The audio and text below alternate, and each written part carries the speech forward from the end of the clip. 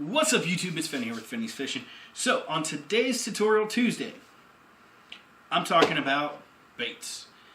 Now there are literally hundreds of thousands, probably thousands actually, of different baits out there. And it would probably take me years of Tutorial Tuesday videos to go through them all. So over the next few weeks I'm going to be touching on my favorites. And kind of going into detail a little bit about them and why I like them and how you can fish them. So today's Tutorial Tuesday is on the Senko. Now, there are several different brands of Senko worms. Senko is actually, it's a stickworm, basically. So let me go ahead and pull one out here for you guys. So here's an example of a Senko, or a stickworm. There are, like I said, several different brands. One of the best is by Gary Yamamoto. These things are amazing. You can literally fish them 100 different ways and still catch fish. This particular kit, I don't remember where I bought it, but, you know, it actually, yes I do. I got this at, where was that? Dick's Sporting Goods. And, you know, one of the great things about Senkos is they come in all different colors, all different sizes. You can get short Senkos, you can get long Senkos. Here's an example of a short one, which I know some of you guys, if you've watched my previous videos, I'm sure you've recognized. So you got short ones, you got a little bit longer ones, and then you've got, you know, the full size ones. And they come in varying different colors. So like this one has two colors. Typically in Ohio, what you want to fish with is like a watermelon. It's typically a green. You want flecks in it. But, I mean, as you can see, I literally have a lot of Senkos. You can, like I said, the great thing about these is you can fish them anyway. So, obviously I haven't fished all of these yet, but I'm going to give you an example of my three favorite ways, actually, I'm sorry, two favorite ways to fish these. I have fished them a third way, but drop shot, I don't have fishing line with me right now, so I'm not going to rig that up to show you guys. I'm going to show you the basics to actually, you know, if you go to Walmart, or Myers, Target, wherever, and you buy a fishing combo off the shelf, already spooled up, and you want to go fish it, write that in there. You grab Senkos. I don't think there's a single fisherman who doesn't own Senkos. That's how, you know, great they are in pretty much any fishing situation. So I'm going to go through some of my favorite ways to fish it, which I'm going to start off with just a hook, no line. So I don't know if you guys can see it. It's a red hook. Supposedly the red makes it easier for the fish to. It kind of tricks them into thinking, oh, it's bleeding. So the first way I like to fish it, and it is the simplest, is a wacky rig. So how do you rig it up? A wacky rig. I'm just going to use this green, I don't know what color flex it has, but this green guy in here. All you do So you hook the worm right through the middle, put it in the bottom. That's it. That is a wacky rig. Now, you can get fancy if you want to recycle that Senko more and more and more.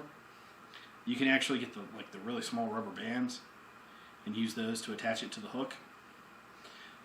But that right there, because what it does is, how you fish this, I should say, is you cast it out, you let it sink, and as it sinks, it's making that motion.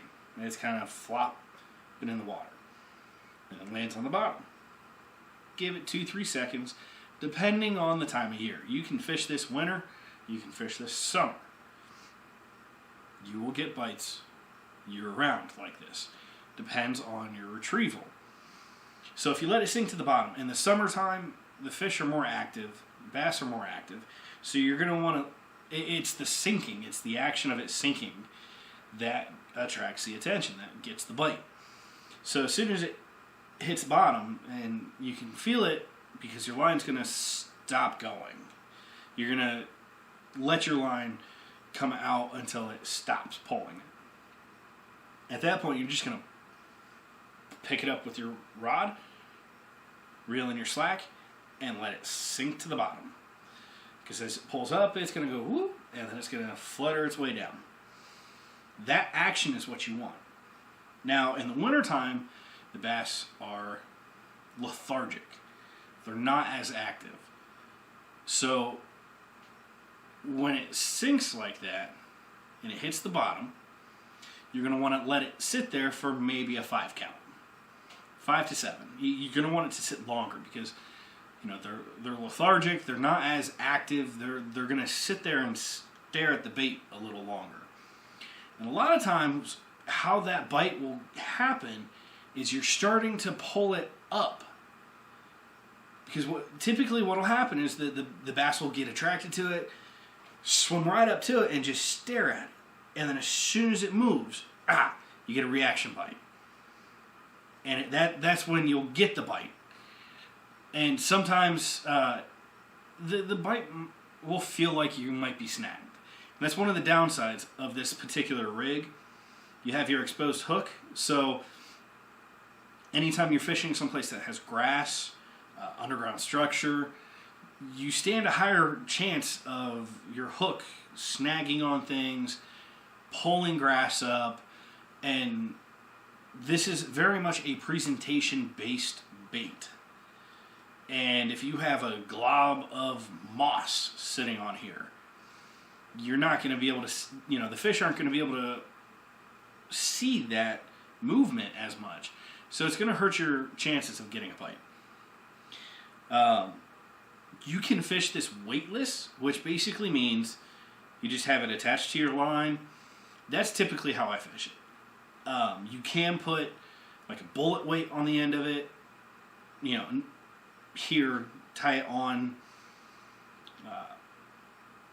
That way it sinks a little faster. But like I said, this one's all about the presentation.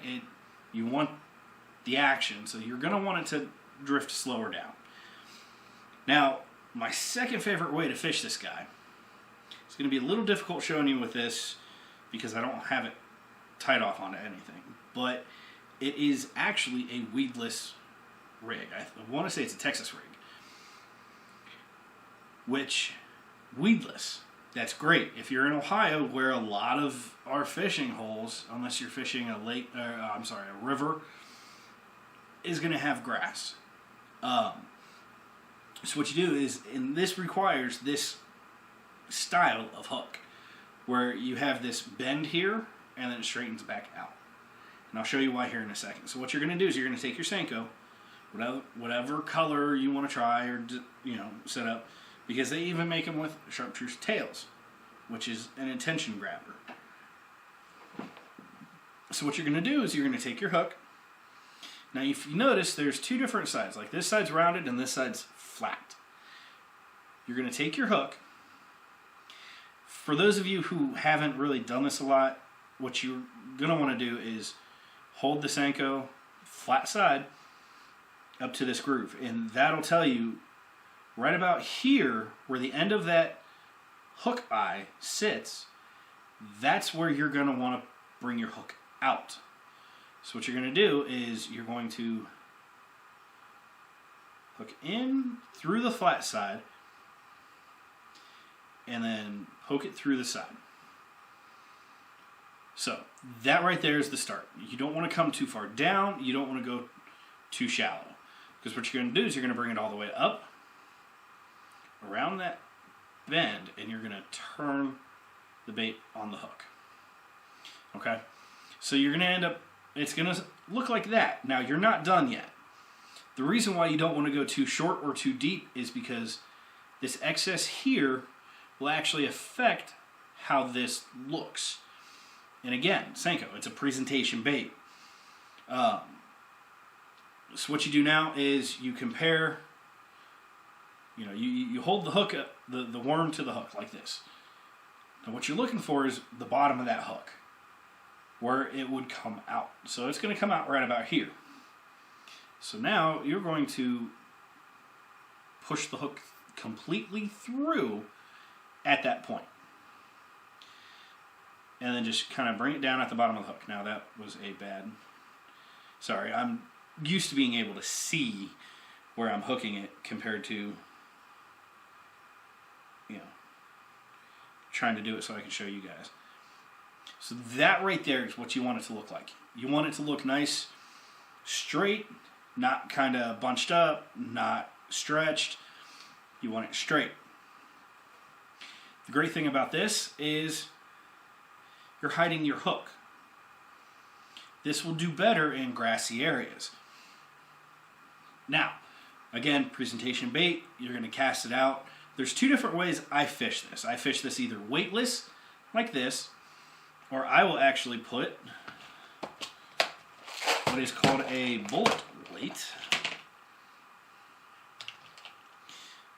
So one of these, I will tie it on like that. And why I do that with this is so I can actually drag this along the bottom, and it'll drag like that. So the fish see the action of, what's not on the hook, and you'll get that reaction bite. Now you can either straight drag it, drag it nonstop, or you can kind of tug, tug, tug, tug, tug, tug, and get more of a reaction bite. You can also fish this weightless. And what you can do is, no weight, cast it out, let it splash, and it'll fall just like the wacky rig. You're going to get that action. And that's what you want. You can even just straight fast retrieve this. It all depends on the time of year. Because remember, wintertime, bass are more lethargic. They don't move around as much. They're going to look at your bait longer. So you need to make sure it stays in place longer. So those are the two main ways that I fish Senkos. With a quick rundown on how I fish them. And like I said earlier, you're going to be hard-pressed to find a fisherman who does not keep Senkos. So like I said, there are tons of different ways you can rig them. These are just my favorites. Honestly, I don't think you could go wrong. I think the three that I use are honestly the most common. And heck, if you're an experienced fisherman out there and you love fishing Senkos and you fish them a different way than I do, leave a comment down below. Tell me how you fish your Senkos. Tell me your favorite colors even, your combinations. I think that's all I got today. You guys know the drill. I'm not going to go through the whole spiel of, the begging for views stuff. So leave a comment down below. What's your favorite bait even? For those of you that have been fishing out there for a while, let me know. I'm curious. I'll do a video. But I think that's all I got today. So if you're still watching, thank you. And I'll see you on the water.